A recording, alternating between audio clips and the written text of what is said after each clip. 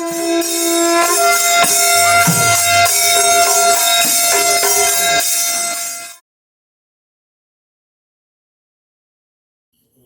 miyam ngasi akoigi March ki tang 18 thangja numit akoi ngahaki mamangda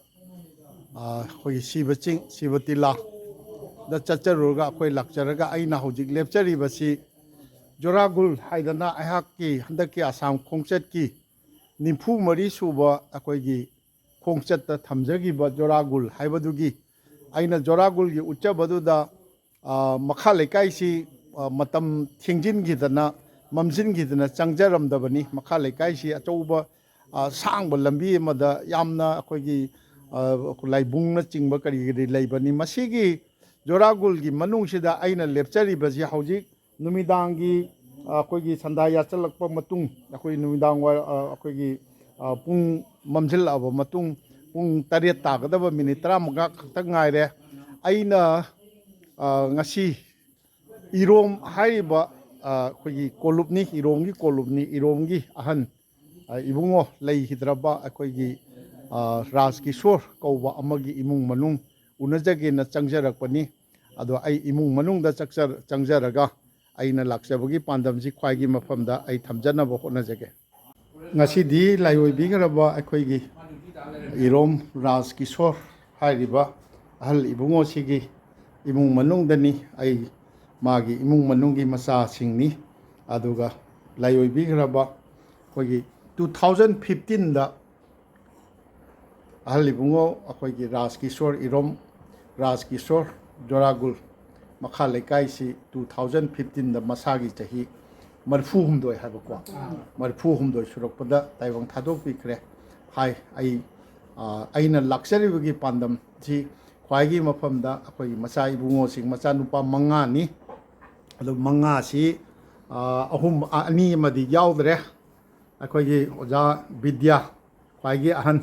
oja vidya adegi oja Brajakishwor yaimani adegi machanupa ahum suba akoigi osoni ni aduga imai bema akoigi longjam ningol prabha devi barmuni ningol ni aduga akoigi phambiriba oja machanupa ahum gi matung makhada akoigi machanupa ani amasu leiri akoigi Bhovendro haiba amaga Surenjit haiba amaga asigi mathakta machanupi ahumga punna leiba imungni ado ai makoigi maramda aina laksabagi maramdu phongdokcharaga wari sanajage leihidraba alibungo Rakkishwor aina ngasi akoigi March ki tang 18 thangja numitki numidang waram hojikti pung 8 tasilakadore sidaisda Iromgi akoigi laioibi khraba Rakkishwor Singha ahali bungo sigi mayumda masasing amadi imai bema akoigi Prabhadevi unajaba lakchari si khwaina akoigi Bhuban chingi maramda Bhuban baruni maramda aina khangjaba ngarang nahandagi numit nini humni changna paudam jarakpa mayamna tabigre ubigre aduga Bhuban si matamama maitai tagi oirami haibasi so aina haijaba aduga ngasina lamdam masida akoigi minority oiraba maitai mathakta majority oireiba Bengali Hindu sing Hindustani kangbu haibadi akoigi Bagania natraga atai akoigi Hindi ngangba kangbu sing gi makhada akoisi minority oidra sum lakpasina hojikti oja mari subada oramane maitai si leirisia Tampakta Misingda asumai tawna leiba sida anyway adumai tawdana leiba sida matam sida matam mama kogi Bhuban chingsi maitai tagi oirami haibasi gi khudam sangdam pijabo oina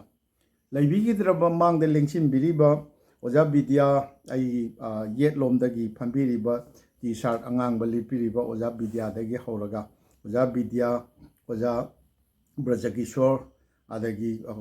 khwaigi oi thangbada akoigi phambiriba osoni adai manau nupa ani di yaudre Bhovendro Surenjit ani yaudre machanupi ningol ahumsu thajagi ba sing mayum makai panagraba adusu yaudre ado makoi mu popiramba ahli bungol ras ki sorsina bubon da chahi taret chunglep leptana meragi purnima numita mayam sa khangdana the 1980 78 79 80 81 82 83 84 chahi taret chupna akoi bubon baruni je harauramba ani tawrise aduga adugi mathakta ahum suba haraoba kumja maru oina 1980 sidaisda ichanupi kumari haiba maibema kumari kaubi ichanupi kaya ahalla nomita kumari oina kumari jagoi haidi ras akoi ras katana mayam si jengbiyo amutang bubon da karaga madu akoi ras kalimi adagi bubon si haraurimi bubon baba sida haraurimi masigi wari sajagena laksabani imaibe mana khangba wari sing tambiyu karmain tauba karmain hobiro lai haraoba si karmain tauba imana ningsing be tambi haraoba di sakta mu lei dina kamla ji jumde gi ching ji hanadi gari su mu chalamde aduna kamla ji mayam ji bubon ji mo kamla mayam ji poraktana ching mon kamla ji karino oh labor porokpa lebar ching mon bagi ching ado si joragul dagi bubon chingu bok chapa si su gari mandi ba puri mi chingu bok di kari da chalamge jaw khangbi ho khong la dum chali ne ba tamnu di gari le ramba nate pujami khang pujami kolfu jo haji ki ko ngok thoya hanadi kon gi kolfu ahi ba hoi na chau chau ba asi alum ji ko na chali asi hon ba se hayeng ko made gi tano lai gi puja je haurani aba matam ji ga ainung nong jai baro bhau thung bangam de aduna ji akoi mapa kono koi istia mo koi ba siga manau ni pan modindro siga ni bagindro koi ne ba machim manau mayam machim mayam de gi ichani pi am tang yaw ba thama yaw bisina ibungi matung ingani mo pang de bisa noi chakaro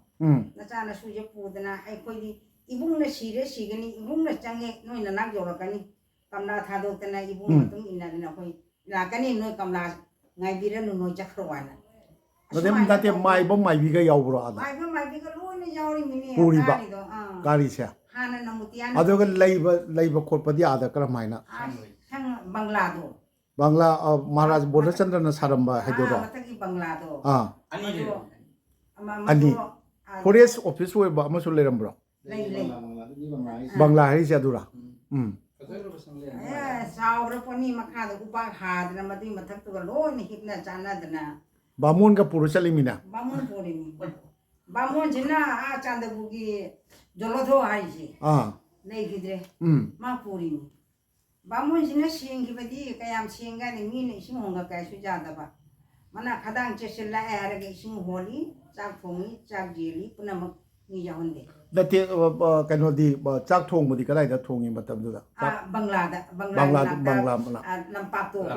mado khandana chak thongba ma sien ising di pukri gi sing kun lagi sing ising jamana holi ba magi thongna ba akoi thakna ba chana ba ising na akoi na talagi taw mayam sabai di akoi la da tawri da la so da kan na akoi lehu ra da su cha ba yo apang bala lehu ra pa pa pan aji puja lo ji bao je lek lo ji bao su mutia mari manga je thangre ni hijang na piwat pa thang ngati mi mayam atai su lai natro mayam kari do wala chak thakcheri baton tawri ra kara mai tawri pau sandok pa si mobile phone su ba tan ni mobile phone su pau tani dana ni ba hoi ama thang wa ne utili hai ri si mera tha da ne ba mera tha da lai puna ma ga je wa ja haina be matam ta de bunai एकदम पुगे सिना भो जा lai pu busina mathak ta kana mai tawri kadai bau chalin सिदा लाई सानरी से जा लाई हर लाई सानदराना बुगा लाई पुगा Ming M Xavi दना चुम गिरा मा पी hoi अदु लोइना काली बिसिंगुना लोइना जाव लाई पत्ली moi si tum loi ko channa bro mera tha di inju ingam do mal जा हजकी बंगला से जाव खब बंगला नि से जाव अम दम लते hojik helipad oina kai chief minister lakpade helicopter ꯇꯥꯏꯌꯦꯕ ꯃꯐꯝꯗꯨꯗ ꯑꯣꯖꯥ ꯍꯟꯗꯛ ꯀꯥꯕꯁꯦ ꯃꯊꯛꯀꯤꯗꯣ ꯀꯥꯕꯤꯔꯛꯄ꯭ꯔꯥ ꯀꯥꯖꯔꯛꯏ ꯑꯩꯈꯣꯏꯒꯤ ꯇꯥꯃꯣꯏ ꯀꯔꯤ ꯍꯣꯏ ꯍꯣꯏ ꯍꯣꯏ ꯃꯇꯝꯗꯨꯒ ꯃꯤ ꯁꯪ ꯑꯆꯧ ꯑꯆꯧꯕ ꯁꯪ ꯂꯩꯔꯝꯃꯤ ꯑꯗꯨ ꯅꯠꯇꯕ ꯃꯈꯥꯗꯁꯨ ꯂꯩꯔꯝꯃꯤ ꯃꯈꯥꯗꯅꯦ ꯄꯥꯈꯟ ꯑꯣꯏꯅ ꯑꯩꯈꯣꯏꯒꯤ ꯇꯤꯟꯅꯅꯦ ꯗꯤꯟꯗꯅ ꯄꯥꯈꯟ ꯈꯜꯂꯒꯅꯦ ꯑꯁꯥꯡꯕ ꯑꯃꯁꯨ ꯂꯩꯔꯝꯃꯤ ꯒꯅꯦꯁ ꯃꯟꯗꯤꯔ ꯀꯥ ꯂꯩꯔꯤꯗꯣ ꯅꯠꯇꯦ ꯒꯅꯦꯁ ꯃꯟꯗꯤꯔꯁꯤ ꯃꯩꯇꯩꯅ ꯍꯧꯗꯣꯛꯑꯝꯃꯤꯔꯣ ꯃꯗꯨꯒꯤ ꯃꯇꯥꯡꯗ ꯃꯇꯝꯗꯨꯗ ꯑꯩꯈꯣꯏꯒꯤ ꯕꯣꯔꯈꯥꯟꯒꯤ ꯁꯥꯗꯨꯗꯣ ꯄꯨꯅꯆꯥ ꯑꯗꯨꯗꯒꯤ ꯑꯩꯈꯣꯏ ꯕꯥꯖꯤ ꯃꯣꯏꯁꯦ ꯇꯥꯟꯅꯔꯒꯅꯦ ꯃꯇꯝꯗꯨꯗ ꯁꯦꯡꯈꯥꯏꯒ ꯇꯧꯈꯤꯕꯅꯦ ꯍꯣꯏ ꯄꯨꯂꯛꯇꯒꯤꯅꯦ ꯈꯨꯟꯗꯒꯤ ꯆꯠꯇꯅ ꯆꯦꯖꯥꯏꯒ ꯆꯥꯏꯗꯅ ꯈꯣꯠꯇꯅ ꯃꯟꯗꯤꯔ ꯑꯝꯇꯪ ꯁꯥꯟꯅꯅꯕ ꯍꯥꯏꯗꯅ ꯌꯥꯝ ꯀꯟꯅ ꯍꯣꯠꯅꯔꯝꯃꯤ ꯑꯩꯈꯣꯏ ꯑꯍꯟꯁꯦ ꯁꯨꯅꯥꯏꯒꯤ MLA ꯂꯦꯞꯈꯤꯕ ꯑꯩꯈꯣꯏꯒꯤ ꯑꯟꯋꯥꯔ ꯍꯨꯁꯦꯟ ꯀꯥꯗꯣ ꯃꯗꯨꯒꯁꯦ ꯂꯥꯛꯄꯗꯅꯦ ꯅꯪ ꯗꯦꯁꯥ ꯑꯣꯏꯔꯁꯨ ꯕꯨꯕꯣꯟ ꯀꯥꯕꯒ ꯅꯪ ꯕꯨꯕꯣꯟꯒꯤ ꯒꯅꯦꯁ ꯃꯟꯗꯤꯔꯁꯤꯡꯗꯤ ꯅꯪ ꯁꯥꯗꯕ ꯌꯥꯔꯣꯏ ꯀꯥꯏꯅ ꯑꯗꯣ ꯀꯥꯕ ꯂꯣꯏꯔ ꯀꯥꯎꯊꯣꯛꯄꯤꯒꯦ ꯑꯗꯣ ꯑꯩꯈꯣꯏ ꯑꯍꯟꯅ ꯍꯥꯏꯌꯦꯕ ꯀꯥꯗ꯭ꯔꯤꯉꯩꯗ ꯇꯧꯕꯤꯅꯤ ꯍꯥꯏꯔꯒ ꯍꯧꯖꯤꯛ ꯀꯥ ꯂꯣꯏꯔꯒ ꯇꯧꯕꯤꯗꯦ ꯅꯪ ꯑꯐꯕꯗꯤ ꯑꯣꯏꯔꯣꯏ ꯀꯥꯏꯅ ꯑꯩ ꯈ꯭ꯋꯥꯏꯒꯤ ꯇꯥꯕꯤꯔꯤꯕ ꯌꯦꯡꯕꯤꯔꯤꯕꯁꯦ ꯈ꯭ꯋꯥꯏꯗꯪ ꯇꯝꯖꯒꯦ ꯑꯩꯅ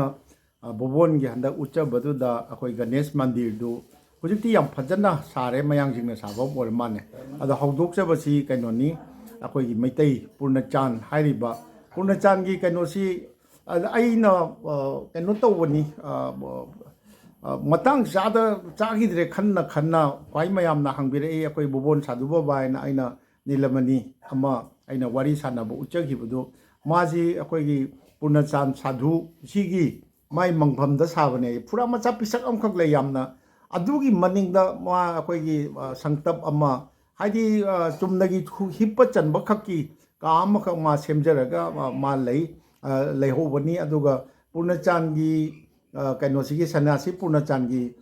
ꯅꯥꯀꯟꯗꯁꯨ ꯑꯇꯣꯞꯄ ꯄꯤꯛꯇꯛꯄ ꯀꯩꯅꯣ ꯐꯨꯔꯥ ꯃꯆꯥ ꯑꯃꯒ ꯂꯩꯍꯧꯋꯤ ꯑꯗꯨꯁꯨ ꯃꯩꯇꯩꯒꯤꯅꯤ ꯍꯥꯏ ꯃꯩꯇꯩ ꯁꯥꯙꯨꯒꯤꯅꯤ ꯍꯥꯏ ꯀꯅꯥ ꯅꯤꯡꯁꯤꯡꯕꯤꯕ꯭ꯔꯣ ꯑꯣꯖꯥ ꯑꯗꯨꯒꯅꯦ ꯃꯇꯝꯗꯨꯗ ꯄꯨꯔꯅꯆꯥꯟ ꯁꯥꯙꯨ ꯕꯕꯥꯁꯤꯒ ꯂꯣꯏꯅꯗꯅꯅꯦ ꯔꯥꯝ ꯀꯨꯃꯥꯔ ꯍꯥꯏꯅ ꯕꯤꯁꯅꯨꯄꯤꯌꯥ ꯑꯗꯨꯗꯒꯤ ꯁꯣꯟꯄꯨ ꯁꯥꯏꯗꯅ ꯕꯪꯒꯥꯂꯤ ꯍꯤꯟꯗꯨꯁꯇꯥꯅꯤ ꯑꯃꯒ ꯁꯣꯔꯤ ꯍꯤꯟꯗꯨꯁꯇꯥꯅꯤ ꯑꯃꯒ ꯑꯣꯖꯥ ꯕꯤꯗ꯭ꯌꯥ ꯍꯧꯖꯤꯛꯀꯤ ꯂꯥꯏ ꯍꯔꯥꯎꯕꯁꯦ ꯑꯣꯖꯥ ꯍꯣꯏ ꯑꯗꯨ 70-80 ꯑꯣꯏꯇꯥꯔꯗꯤ ꯑꯣꯖꯥ ꯍꯣꯏꯗꯤ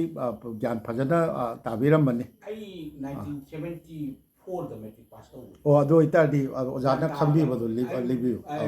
ꯖꯒꯣꯏ ꯀꯠꯄ ꯆꯍꯤꯁꯦ ꯍꯣꯏ ꯑꯁꯤꯗ ꯑꯩ ꯃꯧ ꯊꯤꯔꯦ ꯃꯧ ꯊꯤꯗꯅ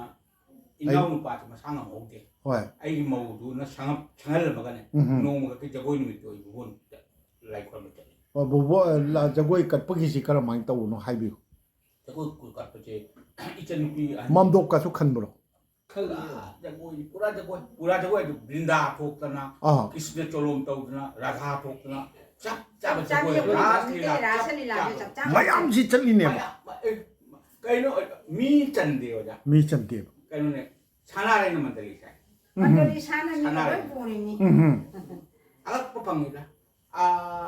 ꯅꯤꯡꯁꯤꯡꯕꯗꯅꯦ ꯑꯍꯟꯗꯨꯅ ꯇꯧꯔꯝꯕ ꯑꯩꯈꯣꯏ ꯂꯩꯇ꯭ꯔꯤꯕ ꯑꯍꯟꯁꯤꯅ ꯇꯧꯕꯤꯔꯝꯕꯗ ꯑꯩꯈꯣꯏꯅ ꯉꯝꯒꯅꯤ ꯍꯥꯏꯕ ꯊꯥꯖꯗꯦ ꯃꯁꯤ ꯍꯧꯖꯤꯛꯀꯤ ꯃꯩꯇꯩ ꯃꯌꯥꯝꯅ ꯆꯨꯡꯁꯤꯟꯅꯔꯁꯨ ꯌꯥꯝ ꯑꯋꯥꯕ ꯊꯕꯛ ꯑꯃ ꯑꯣꯏꯒꯅꯤꯅꯦ ꯅꯠꯇꯦ ꯑꯁꯦꯡꯕ ꯆꯦꯟꯕꯤꯅꯕ ꯂꯩꯔꯒꯅꯦꯕ ꯇꯧꯗꯣꯏꯁꯦ ꯂꯤꯡꯖꯦꯜ ꯂꯩ ꯂꯥꯏ ꯍꯔꯥꯎꯕꯁꯦ ꯑꯣꯖꯥ ꯇꯝꯗꯁꯨ ꯉꯥꯏ ꯑꯗꯩ ꯆꯤꯡꯗꯁꯨ ꯉꯥꯏ ꯑꯗꯣ ꯄꯩꯁꯥ ꯂꯩꯔꯒꯗꯁꯨ ꯌꯥꯗꯦ ꯆꯦꯟꯕꯤꯅꯕꯗꯣ ꯄꯋꯥꯔ ꯃꯊꯧ ꯇꯥꯏ ꯄꯋꯥꯔꯁꯨ ꯃꯊꯧ ꯇꯥꯏ ꯑꯗꯣ ꯍꯧꯖꯤꯛ ꯑꯩꯈꯣꯏꯒꯤ ꯂꯥꯏ ꯍꯔꯥꯎꯕꯁꯦ ꯀꯔꯤꯒꯨꯝꯕ ꯀ꯭ꯂꯕ ꯑꯃꯒꯤ ꯃꯈꯥꯗ ꯁꯪꯒꯣꯊꯣꯟ ꯑꯃꯒꯤ ꯃꯈꯥꯗ ꯇꯧꯕꯤꯔꯒꯗꯤ ꯌꯥꯝ ꯂꯥꯏꯅ ꯄꯥꯡꯊꯣꯛꯀꯅꯤ ꯑꯃꯁꯨꯡ ꯂꯩꯔꯤꯕ ꯑꯩꯈꯣꯏꯒꯤ ꯃꯅꯤꯄꯨꯔꯤ ꯁꯃꯥꯖꯀꯤ ꯃꯩꯇꯩꯁꯤꯡꯁꯤꯅꯅꯦ ꯋꯥꯈꯜ ꯈꯤꯇꯪ ꯇꯥꯕꯤꯔꯒꯗꯤꯅꯦ ꯌꯥꯝ ꯂꯥꯏꯅ ꯄꯥꯡꯊꯣꯛꯄ ꯌꯥꯏ ꯑꯩꯈꯣꯏꯒꯤ ꯃꯩꯇꯩꯒꯤ ꯖꯍꯥ ꯊꯥꯕꯜ ꯆꯣꯡꯕ ꯈꯪꯗꯦ ꯂꯥꯏ ꯍꯔꯥꯎꯕ ꯈꯪꯗꯦ ꯑꯗꯒꯤ ꯐꯨꯅꯕꯁꯦ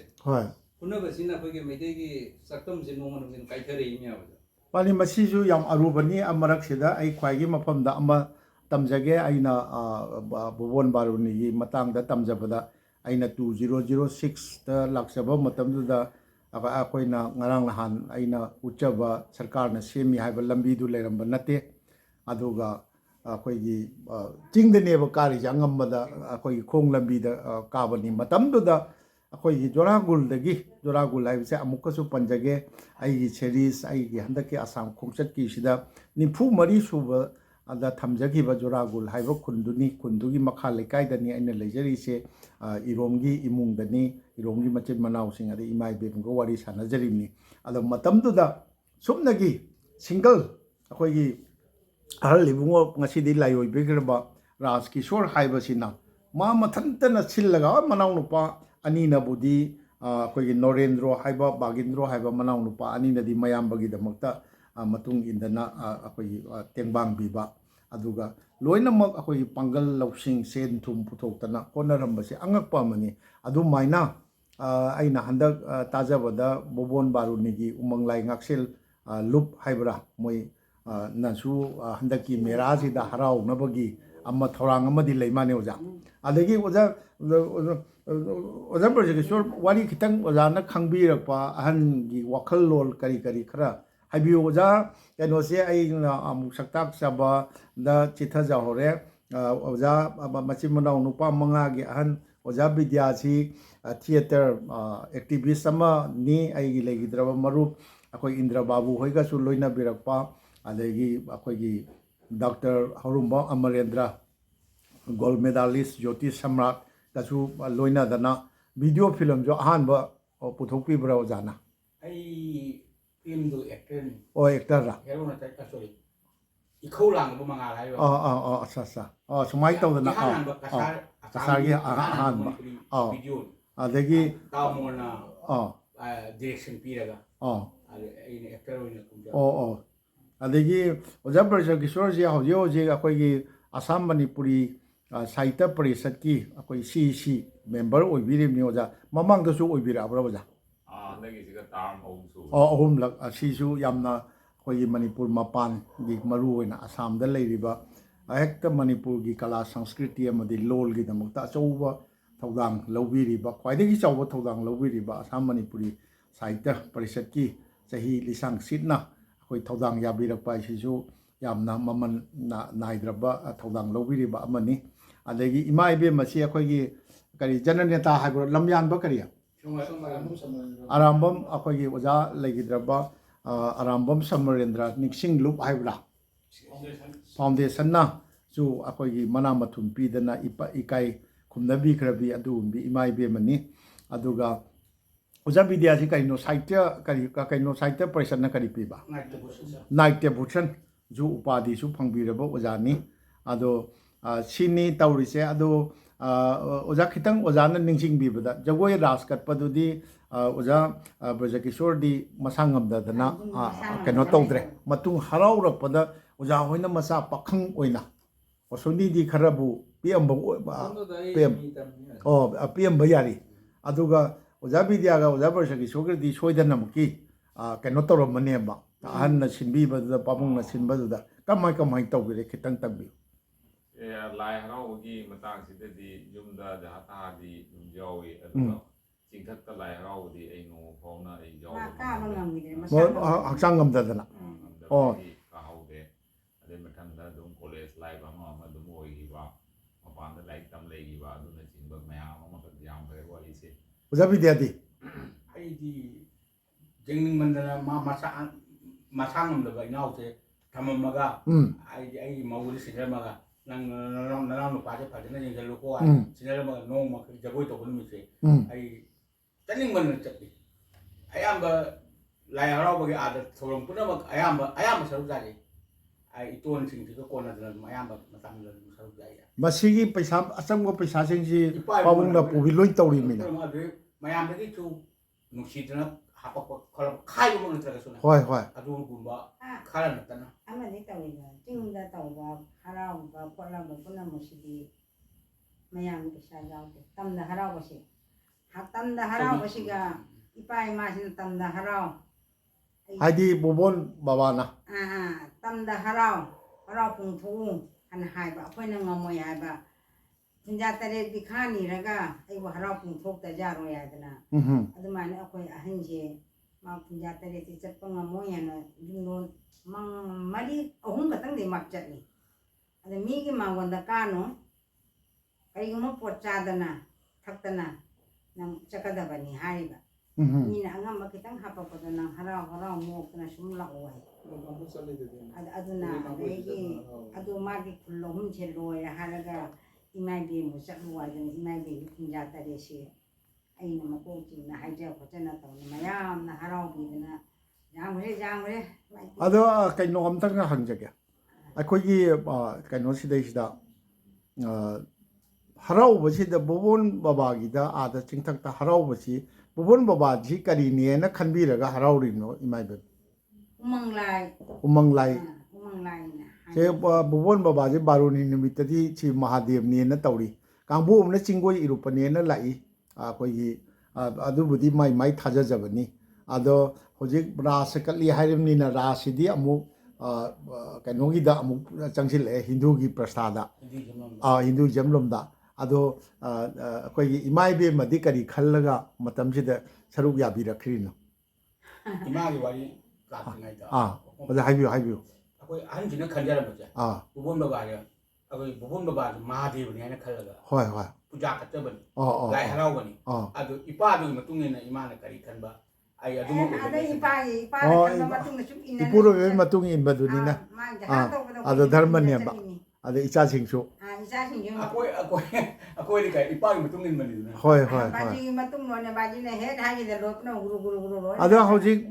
바지나디 바봉나 떠비람메 바봉디 라이 오이비크레. 아도 마차 누파 망아 틱틱 라우나 레이 암퉁 바주나 떠럼도 아무땅디 ꯑꯩꯈꯣꯏ 바지기 ꯃꯐꯝꯗ ꯁꯔꯗꯥꯟꯖꯂꯤ ꯀꯠꯆꯕ ꯑꯣꯏꯅ ꯑꯃꯨꯛꯇꯪ ꯇꯧꯒꯦ ꯀꯥꯏꯅ ꯄꯨꯛꯅꯤꯡꯗ ꯈꯟꯕꯤꯕꯒꯗꯤ ꯁꯤ ꯃꯇꯥꯡꯁꯤꯗ ꯍꯥꯏꯕꯤꯌꯨ ꯇꯝꯗ ꯀꯨꯝꯊꯔꯒ ꯍꯔꯥꯎꯕꯁꯦ 바지 ꯂꯩꯈꯤꯗ꯭ꯔꯒꯁꯨ ꯑꯩꯈꯣꯏ ꯃꯌꯥꯝꯁꯤꯅ ꯑꯃꯨꯛ ꯍꯔꯥꯎꯒꯔꯦ 바지 ꯂꯩꯇ꯭ꯔꯒꯁꯨ 바지 ꯂꯩꯈꯤꯗ꯭ꯔ ꯃꯇꯨꯡꯗꯁꯨ ꯍꯔꯥꯎꯒꯔꯦ 시기 하라오바ꯁꯦ 어제 하이뷰 저희 홈세 당나당나 하라오래 아도 당나나 하라오는 matungda 라이시 로이라가네 그 마당 놈이다 보는 바지 틴두나 바이다나 시다 하라오바 말이 마실라가 부터래요 호이 나네 땀도 저희 홈세 당나당나 하라와니 저희 홈세 당나나 하라오는 matungda 라이로 농아라가 이게 하리고 실라 농세 틴두나 바이나 쳤거든요 마이마이 떠오르가 또또 칭탁가리다 까도 틸로도르미 अदगी सुनाई थोंगोंग से लालगा इसागी मरकसे इसागी अंदर थोंग मरकसेदा कोई अंसी लिंग से लपने आई हम द पंपना सोन बवारपा अदगी हेस आई सी हचांग से की तुयम सिनदी आई बुवन जोंग मरोय माय पर मको लेउरी दुदी पदो अदगी हल्लसी यादना बेक तोर हलपने हलगा दुम लेदना सिगा मंदिर मा सादना थम अदो थमबी मतुंगदा सही खरगी मतुंगदा अमुक हराउने कोई बाजी की वखल से खलगा तुम लेबा मसा कोई ददी कनाम ताकते अदगी मदमदई स्कूल कारी अदगी हे लाई हरा अमुक लाई हराउ दुइने करी मोने बाजी दुम त लाई हराउना दुम लेगा सिरने कोई लाई हराउ बदी कसुनते अदुगी मैनेज तौदुरिदो अदु जामना वाबने बाजी खुंगंग मैम चन हराउ बिउ तारगदी दुगी पांगन थौना रतोय दकोना लानाय जेगा दकोय हराउ बसे दुगी पांगन के लेते ai angang nang wangang ano ai na tawni nang wangang ana matam da ko yan yang sonjal le ya masa se ndalat na ma se lai ung go lai haro bang ngam ki tu ki capacity bo le tra banya pamung da ki samma budwi ni mangon da de mangon ni samma pusalingi adu ma da ma lai haro ne ko na hai ba se ma sunda ta ti la haro ki bro haro gi mi wa haro champat na hai biro da ki ko ije gi maku bo ki la ga hai da ise nang lai haro ne se kai ni ni haro ne Uyusung ayang lain ketua ayang amang asing mung cah dah dia rada ini, acang kalau kita usia, demai tu na pothar itu nak kau yang se, mayang dah ni kena wah ke jalan le memang jumlah pam na, wah kun ramu ini perih dah memang se, jauh bawa. Ada lagi, ayah sekolah deh halia, wah sekarang itu nak jalan mana baca, nang kampung dah itu tahu le mana, adu ki kerana ni matung dah kau yang je lagi kita, kampung matung. अदुगी लेबो बावाजना मागी थ्रोम न पंको करे दिसे यमनि मतुंगदा बाजिने लेपम बसे अमतंग कोइ सुनाउ मयाम तानारगम अमतंग से पंको सेना हराओ खियबो अदुगी मतुंगदा लाइदि लेंखत तरबो लेंखतरे उद्रे अदुदी बोबोन जी से सुम लयेना बोबोन त्रिशूल पिरेइने अदे त्रिशूल पिरेइ गुरु बाजिना पुना चांजिना त्रिशूल पिरेइ पाय माजिन तंदा कुमनि हायबुदि इमागिने फी अंगांग बम पिरे अदगे दुमाय तौना सिगा मंदी जे पियो हाना मंदी मचा पिसा म फोक न खाना तौरमी मदुवा लेंजन न थमवाय थमने ꯑꯗꯨꯒ ꯑꯩꯒꯤ ꯌꯥꯔꯛꯇ꯭ꯔꯦ ꯑꯩꯒꯤ ꯃꯟꯗꯤ ꯄꯤꯌꯨ ꯑꯩꯒꯤ ꯃꯟꯗꯤ ꯄꯤꯌꯨ ꯑꯩꯒꯤ ꯁꯪ ꯄꯤꯌꯨ ꯑꯩ ꯁꯣꯔꯣꯛꯇ ꯑꯦꯟꯗꯤꯗ ꯆꯠꯇꯅ ꯂꯩꯔꯦ ꯍꯥꯏꯗꯅ ꯑꯁꯨꯃꯥꯏꯅ ꯃꯣꯡꯒꯨꯝꯕꯗ ꯕꯆꯥꯟ ꯍꯥꯏꯅ ꯈꯨꯗꯧ ꯇꯣꯡꯕ ꯂꯩꯔꯝꯕꯗꯣ ꯃꯥꯒꯤ ꯃꯃꯥꯡꯗ ꯂꯥꯛꯅ ꯍꯥꯏꯔꯤꯌꯦ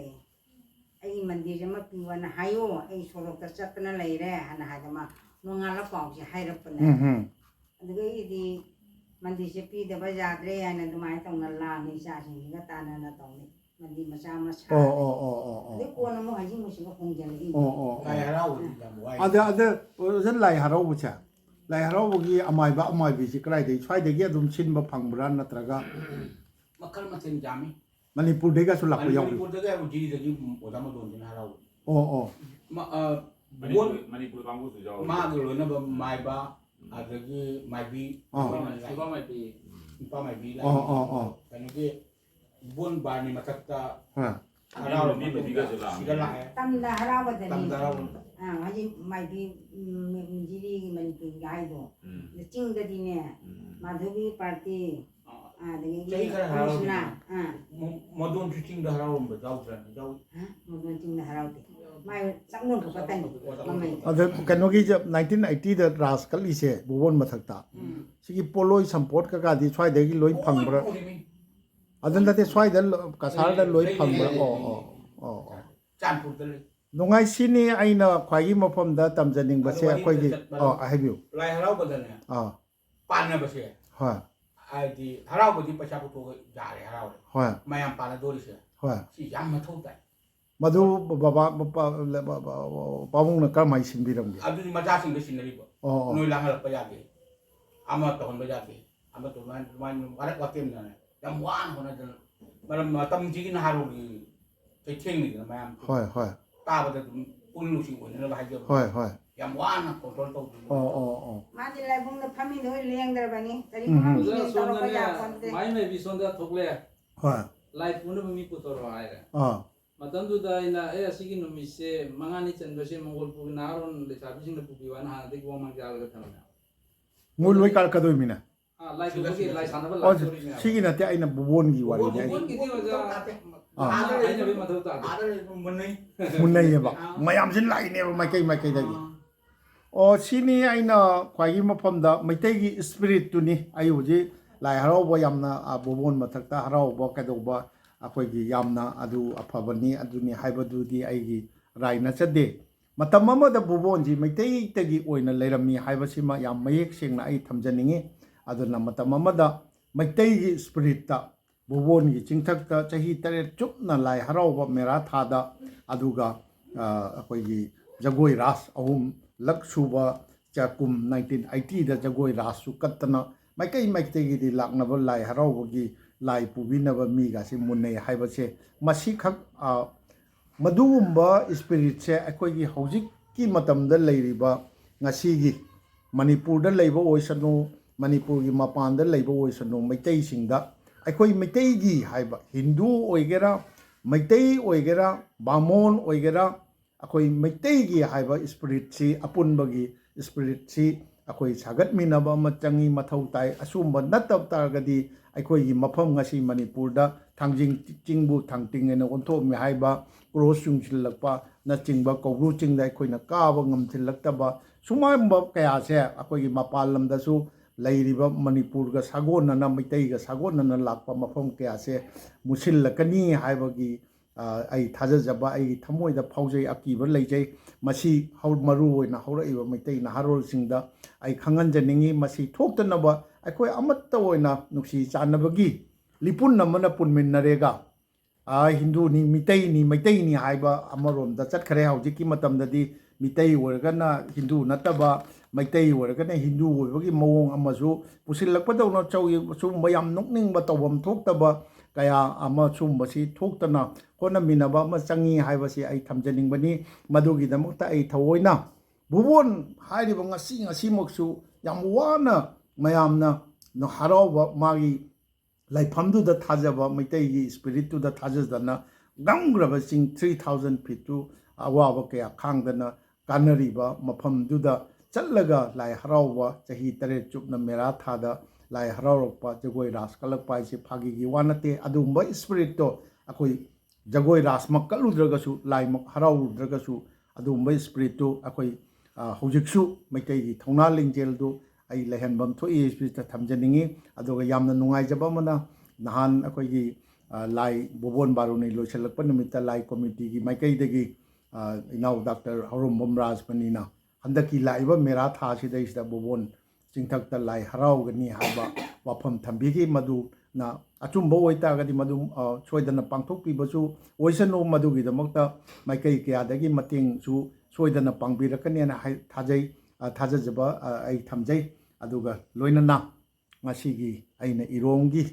imungda laksaderaga wari mati amtang sajage na tawbusida harauna akogi yabidana matam pibiba maru oina ima ibe magi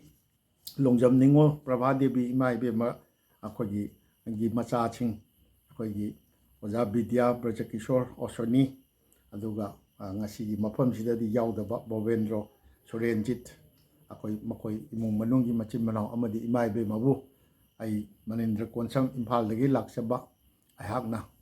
thagatpa phongjuk chabuga loinana amuk khorabjari aduga loinana